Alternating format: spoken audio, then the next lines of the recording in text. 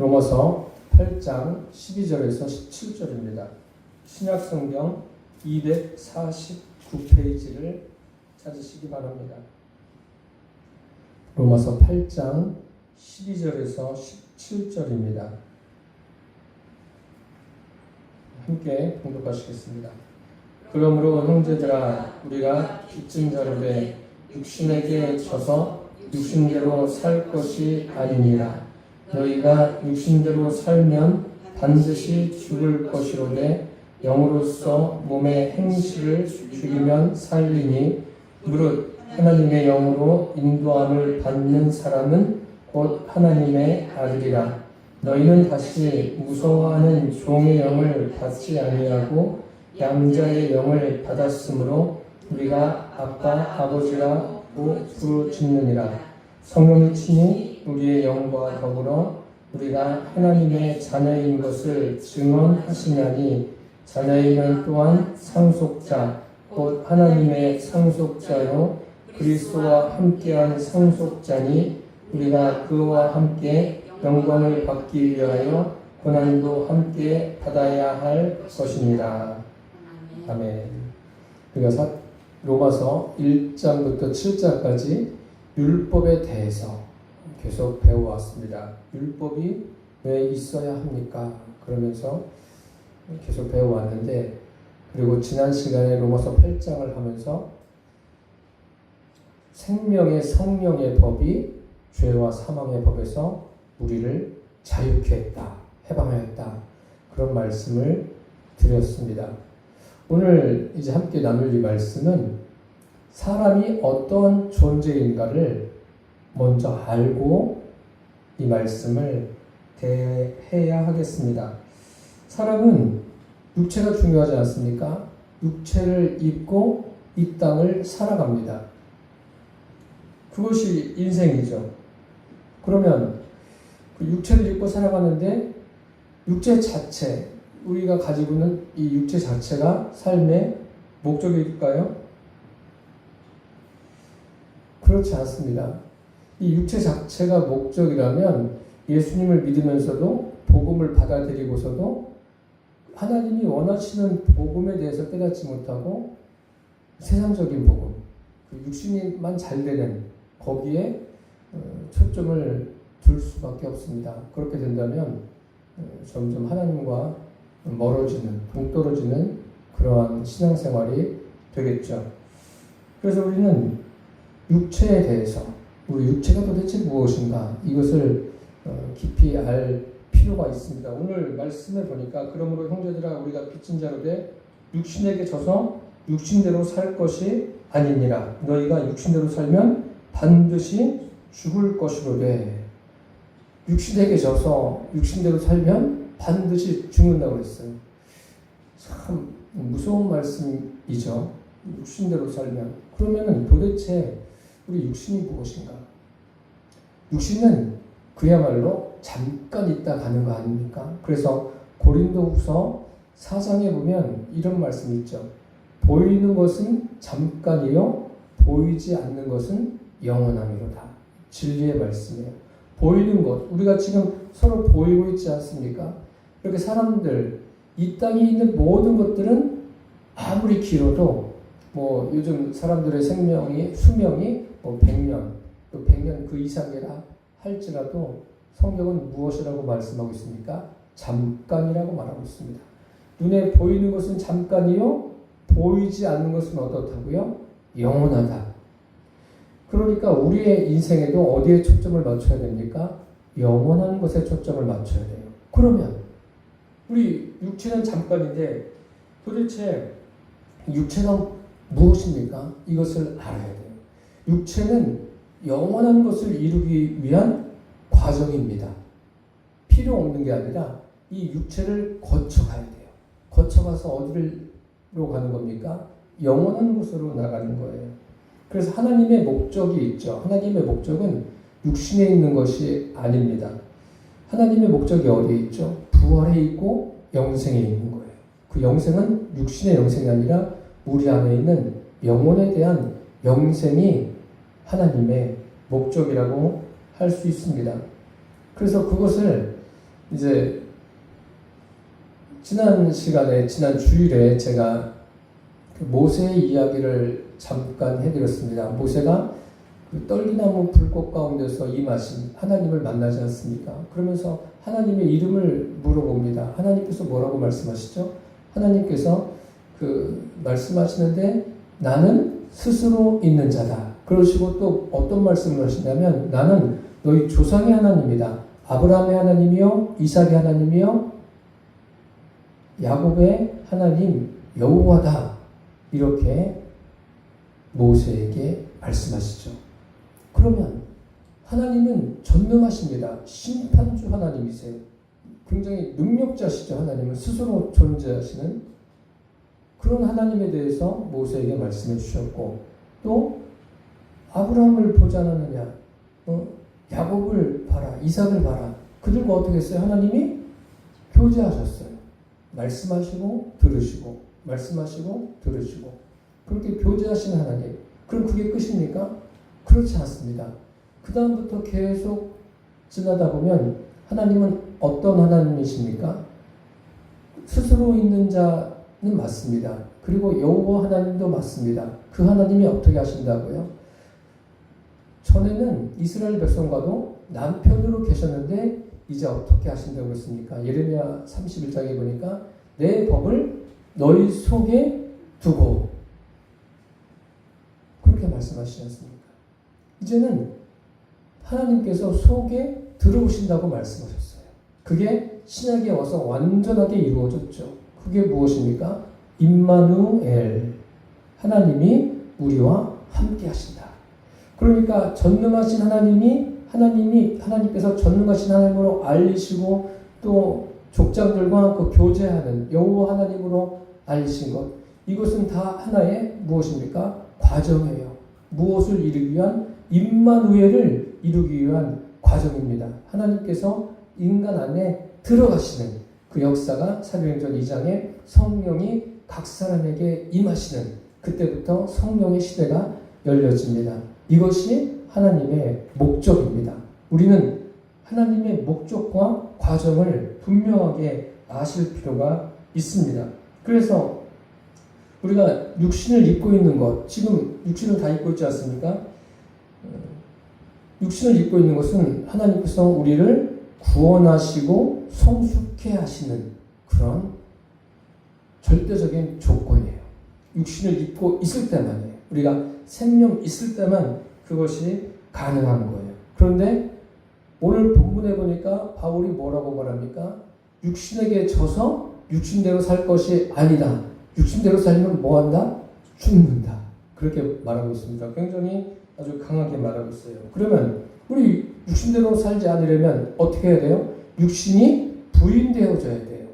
도대체 이 육신이 무엇이기 때문에 부인되어져야 되는가? 그것을 제가 좀 이따가 말씀드리겠습니다.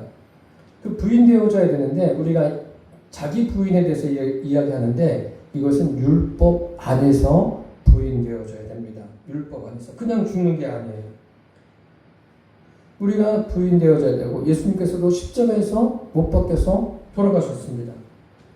율법 안에서 예수님이 돌아가신 거예요. 율법 때문에 돌아가신 겁니다. 물론 우리 죄를 위해서 십자가에 달리신 것은 맞습니다. 그것도 맞고 또 예수님께서 율법 안에서 죽으신 거예요.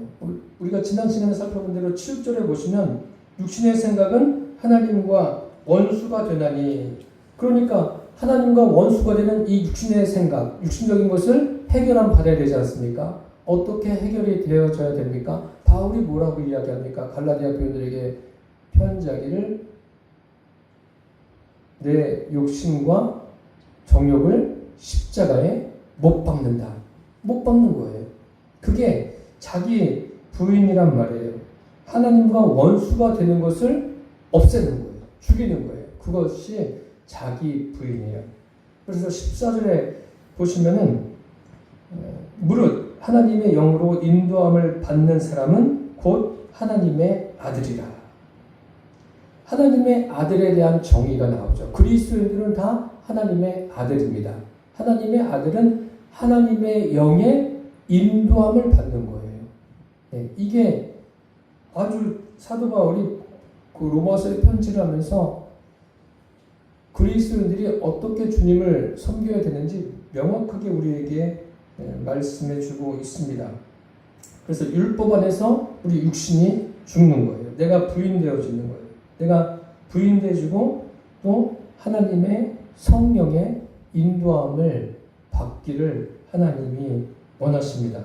그러면 계속 우리가 1장부터 7장에 오는 동안 율법에 대해서도 말씀드렸어요. 여러분들이 이제 율법에 대해서 어느 정도 정리가 되었으리라고 믿습니다. 율법이라는 것은 뭐라고 했죠? 하나님이 인간에게 정해주신 기준이라고 했어요.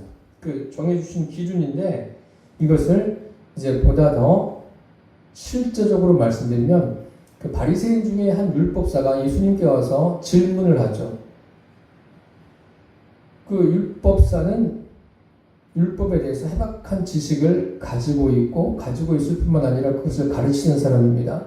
그 사람이 예수님께 질문하죠. 계명 중에 어느 계명이 더 큽니까? 그때 예수님께서 결론적으로 하신 말씀이 무엇입니까? 첫째, 둘째 말씀하시면서 하나님을 아가페하라. 첫째가. 그 다음에 둘째도 그와 같으니 내 이웃을 내 몸과 같이 아가페하라. 아가페하라는 거예요. 결국은 이 두 가지가 분리되어 있는 게 아니라 하나예요. 하나님을 사랑하라. 하나님을 아가페하라. 이것이 율법인 거예요. 하나님을 아가페하라. 이게 아가페하는 것이 율법의 원리죠. 그러면 율법을 주신 것은 그러면 인간이 하나님과 어떻게 교제를 해야 되는가, 어떻게 하나님을 만나야 되는가, 그 원리를 인간으로 하여금 알게 하는 게 율법이에요. 율법이 그러니까 필요 있습니까? 필요 없습니까? 필요한 거예요. 율법 안에서 어떻게 우리가 하나님을 만나는가, 그 원리가 무엇인가를 율법에 기록되어 있는 거예요. 그래서 율법은 그러니까 하나님을 알아가는 그런 과정이 돼야지 율법 자체가 목적이 되면 뭐가 되는 겁니까? 율법주의자가 되는 거예요. 우리는 율법주의자가 아니에요. 율법은 하나의 뭐예요? 하나님과 하나됨을 이루기 위한 과정인 겁니다. 이렇게 정리를 하셨으면 좋겠습니다. 그래서 제가 방금 전에 말씀드린 모세가 하나님에 대해서 하나님은 스스로 계신 전능하신 분이시고 심판자시고 능력자시고 그리고 또 족장들과 그렇게 교제하셨던 하나님은 그런 분이세요. 그런 속성을 가지고 계신데 거기에서 끝나는 것이 아니라 결국 그 과정을 거쳐서 목적이 뭐라고 했어요? 임마누엘이라고 말씀을 드렸습니다. 그게 목적이에요. 그것이 목적입니다. 그러니까 임마누엘로서 이제 하나님께서 인간 안에 들어오시기 위해서 그 모든 과정이 뭐라는 거예요? 그게 율법이라는 거예요. 이해가 혹시 되십니까? 그런 율법의 과정을 통해서 사람들 안에 하나님이 내주하신 겁니다. 그러면 그 구원은 어떻게 받습니까? 구원받는 길은 역시 뭐 몇 가지가 있는 게 아니에요. 구원받을 수 있는 길은 딱 한 가지예요. 오직 성령으로 거듭나야 돼요.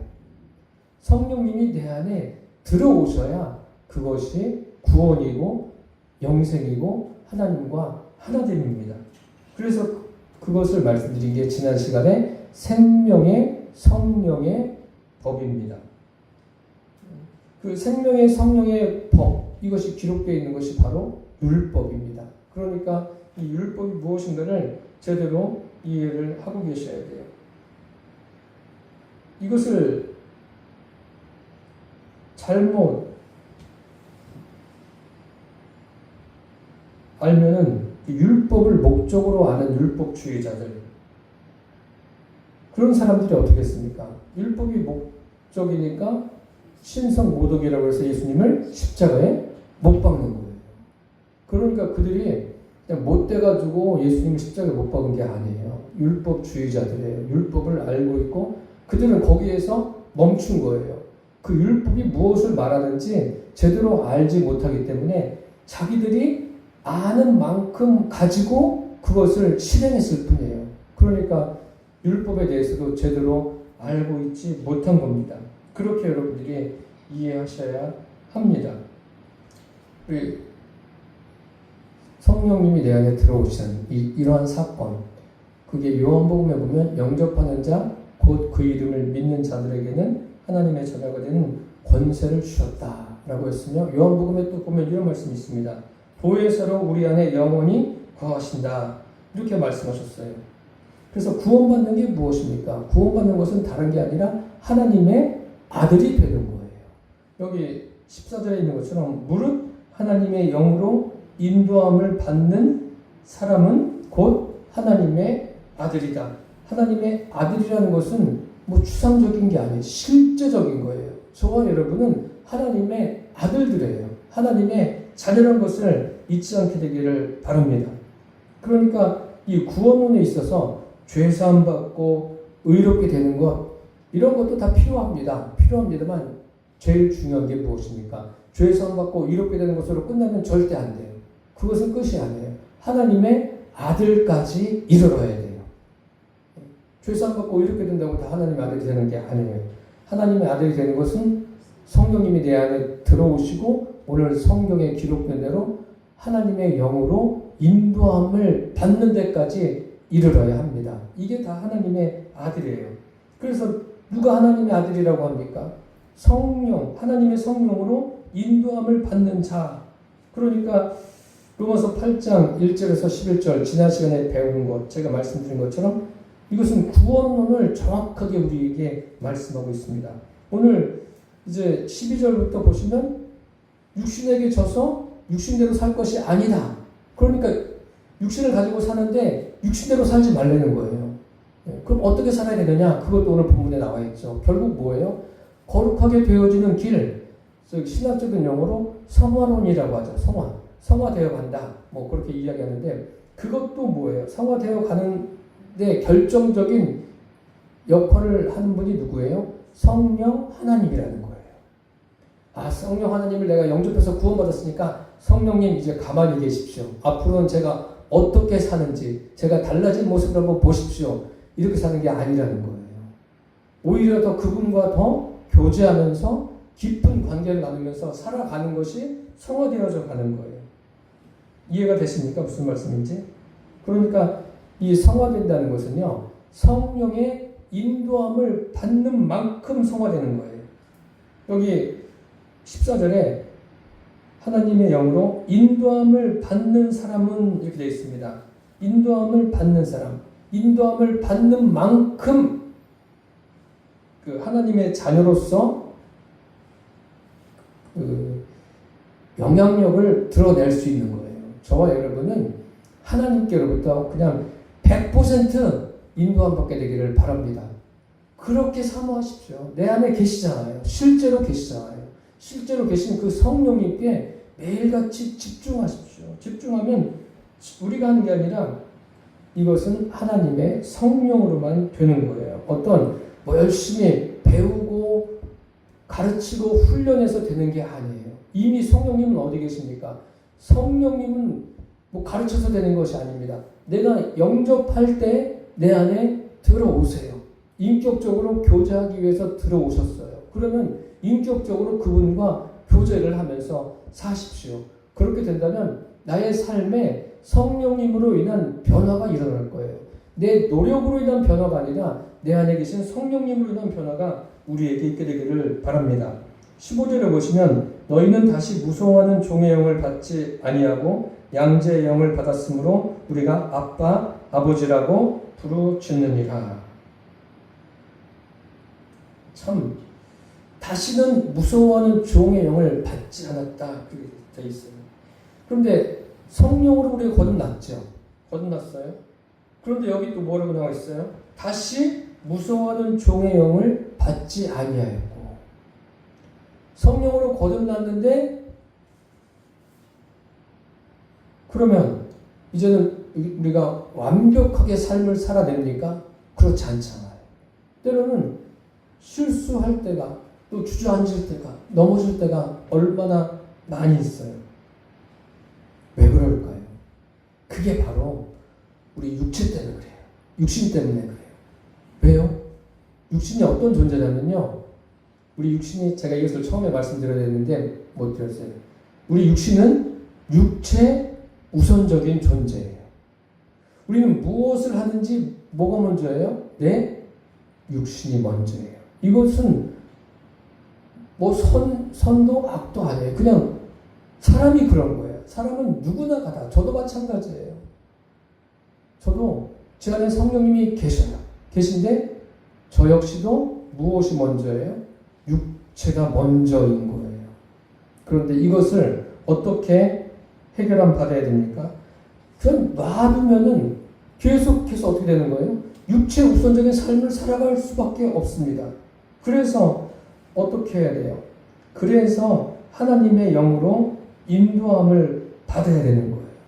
하나님의 영으로 인도함을 받는다는 게 무엇입니까?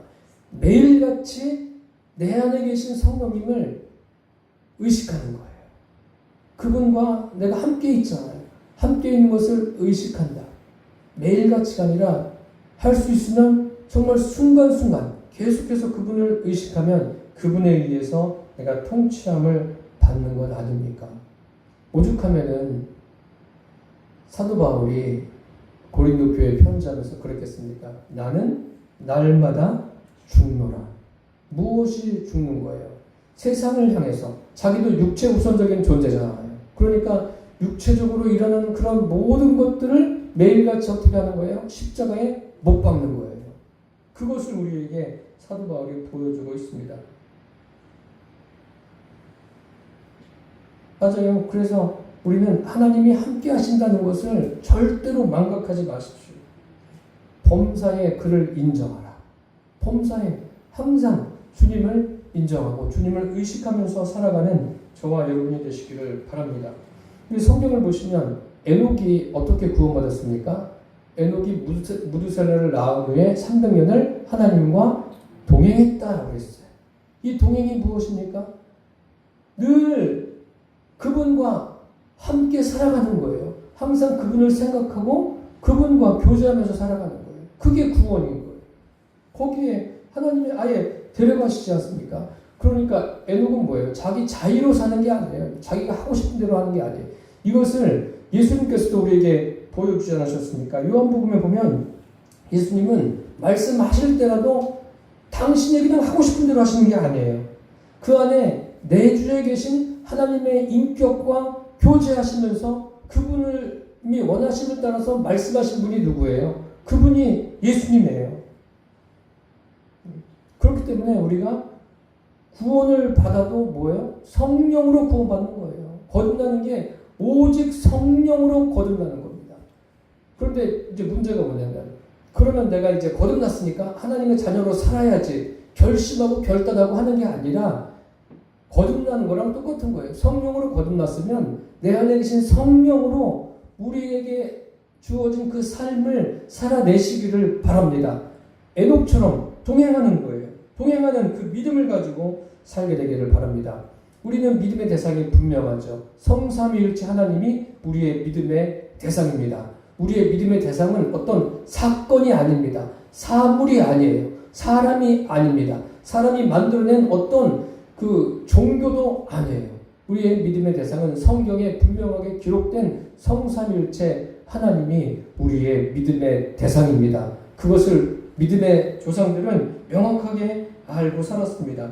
그러면 믿음의 대상은 하나님이신데 믿음의 목적은 무엇입니까? 믿음의 목적은 하나님이 나와 함께 하셔서 함께 그 역사하시는, 내 삶에서 역사하시는 것을 보고 누리는 것. 이것이 믿음의 목적입니다. 저와 여러분이 이러한 것들이 잘 정립이 되어 있기를 바랍니다. 저와 여러분 이미 영생을 받았어요. 영생을 얻었어요. 구원을 받았어요. 성령님이 우리 안에 들어오셨기 때문에 그런 거예요. 이제 그분과 함께 삶을 살아내는 거예요.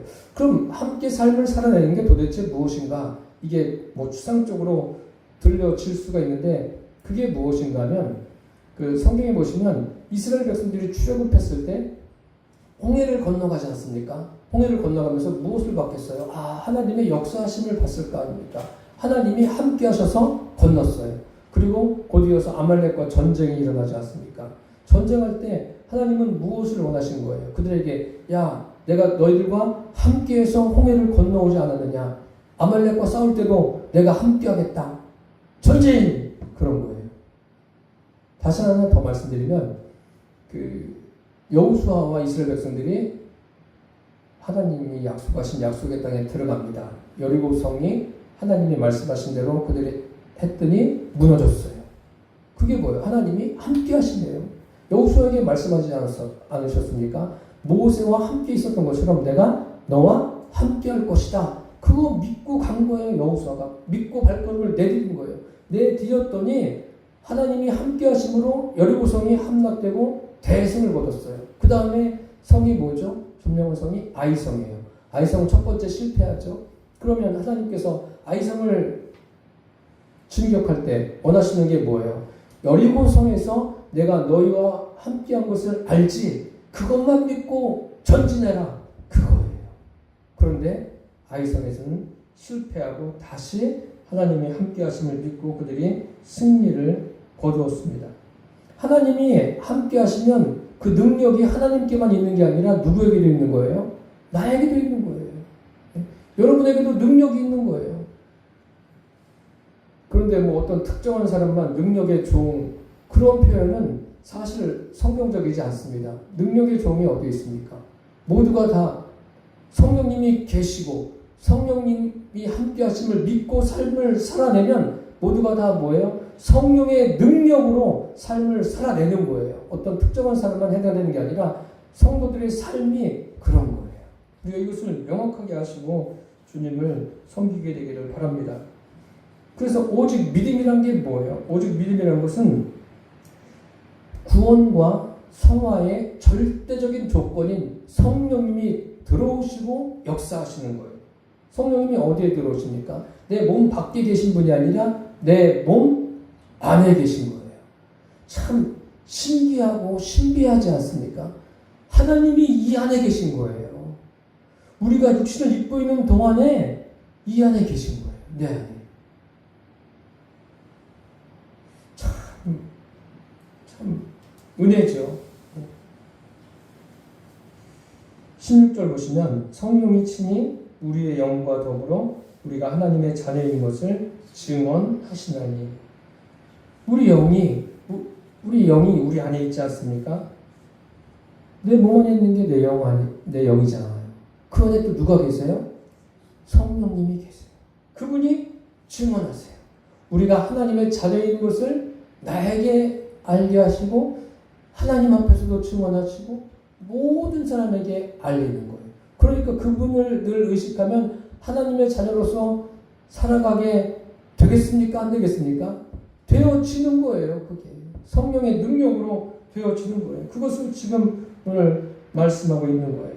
그러면서 오늘 말씀의 결론 부분에 가면 17절에 자녀이면 또한 상속자, 곧 하나님의 상속자요 그리스도와 함께한 상속자니 우리가 그와 함께 영광을 받기 위하여 고난도 함께 받아야 할 것이니라.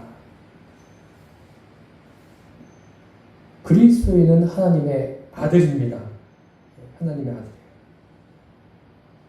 이 아들이라는 것은 어떤 추상적인 개념이 아니에요. 실제적인 거예요. 실체이고 또 물리적인 겁니다. 이것을 바울은 빌립보서에 또 우리에게 말씀해주고 있지 않습니까? 육신을 입고 이 땅에 살지만 무엇을 가졌다고 그랬어요? 나는 천국의 시민권자다. 이 말이 참 명쾌하지 않습니까? 그리스도인의 그 신분이 어떤 건가에 대해서 우리는 그리스도인으로서 이 세상을 살아가고 있어요. 살아가고 있는데 우리 지금 뭐 각 나라마다 다 신분증이 있지 않습니까? 물론 없는 나라도 있겠지만 그 신분증이 다 있어요. 신분증은 뭐예요? 그 사람을 그곳에 속해 있다는 것을 증명해 주는 거 아닙니까? 우리의 신분증이 어디 있다고요? 천국의 시민권을 가졌다. 바울이 빌립보 교인들에게 그렇게 이야기하고 있습니다. 참 멋집니다. 그러면서 오늘 그러니까 이것은 사실적인 거예요. 그리고 오늘 본문에 자녀이면 또한 상속자다라고 그랬어요. 상속자. 이 세상에서도 뭐 사람마다 다 개인차는 있겠지만 참 많은 것을 부모로부터 상속받는 사람들이 있기는 합니다. 그런데 우리는 누구로부터 상속을 받습니까? 하나님께로부터 상속을 받아요. 여기 이 상속자라는 것은 역시 그 추상적인 개념, 관념적인 개념이 아니라 실제적인 거예요. 하나님께서 실제적으로 상속을 해주신다는 거예요. 어떻게 해요? 예수님이 상속을 받은 것처럼, 상속자인 것처럼 우리도 상속자로서 하나님께서 하나님의 것을 우리에게 주신다는 거예요. 참 복이죠. 그러니까 이것은 예수님이 내 안에 들어오시기 전에는 절대로 안 돼요. 예수님이 우리 안에 들어오셔야 가능한 거고 오직 성령으로만 되는 거예요. 그래서 지난 시간에도 배웠지만 그리스도의 영이 있어야지 그 사람이 그리스도인이고 하나님의 자녀인 거예요. 그러니까 그리스도인은 보통 사람이 아닙니다. 보통 존재가 아니에요. 하나님이 그 안에 계신 사람이 그리스도인이에요. 이것에 대한 그 자긍심을 가지고 살게 되시기를 바랍니다. 그런데 이 하나님에 대해서 이 성경을 보면서도 하나님에 대해서 제대로 알지 못하는 사람들은 자기의 어떤 경험을 가지고 지식을 가지고 이 성경을 판단해서 해석하고 또 적용하고 그런 사람들이 있는데 그게 그 사람들의 그 믿음의 한계예요. 성경에 그런 말씀 있지 않습니까? 먼저 그의 나라와 그의 의를 구하라. 그리하면 이 모든 것을 너희에게 더하시리라. 이 모든 것은 뭐예요? 우리의 일상을 더하신다는 그런 말씀 아닙니까? 먼저 그의 나라와 그의 의를 구하라는 것은 어떤 의미냐면 오직 성령으로 거듭나고 성령 안에 있으라는 거예요. 이게 전제 조건이에요. 성령으로 거듭나고 성령 안에 있으면 이 모든 것, 삶을 살아가는 모든 것을 어떻게 하셔요? 주님께서 더하십니다. 주님께서 더하세요. 그 우리한테 아무것도 안 하고 가만히 있는 그게 아니라 주님과 계속 교제를 나누면서 우리 일상을 살아가시면 일상에서 일어나는 모든 상황 속에서 주님이 그것을 감당할 수 있는 능력을 우리에게 부어주십니다. 저와 여러분이 그 은혜를 누리며 살게 되기를 축복합니다. 사랑하는 성도 여러분, 우리는 하나님의 목적을 알고 있어요. 하나님의 목적은 하나님께서 인생 속에 임마누엘 하시기를 원한다는 것을 알고 있습니다. 그리고 이미 우리 안에 그분이 임마누엘 하셨습니다. 이제 이것을 우리가 이 실제적인 믿음 안에서 또 일상을 살아가면서 하나님의 그 물리적인 역사를 경험하시고 주님과 함께 이 세상을 이기는 그러한 삶이 되시기를 축복합니다. 아울러서 여러분들의 믿음이 잘 서 있어서 우리를 통해서 구원받는 수가 더해가는 역사가 있게 되시기를 예수님의 이름으로 축복합니다. 기도하겠습니다. 살아계신 주님, 육신에게 져서 육신대로 살 것이 아니니 너희가 육신대로 살면 반드시 죽을 것이라 했습니다. 아버지, 우리는 육체 우선적인 존재입니다. 무엇을 하든지 육체가 앞설 수밖에 없는 존재입니다. 그런데 우리 안에 주님이 성령으로 임하셨습니다. 그리고 임하신 것으로 끝나는 것이 아니라 매 순간 내 안에 계신 주님을 의식하며 주님과 함께 우리에게 주어진 이 땅에서의 삶을 잘 살아내게 하여 주옵소서. 천국의 시민권을 가진 자로서 잘 살아내서 주님 앞에 섰을 때 주님께 칭찬받는 모든 주님의 권속들이 되게 하여 주옵소서. 예수님의 이름으로 기도드립니다. 아멘.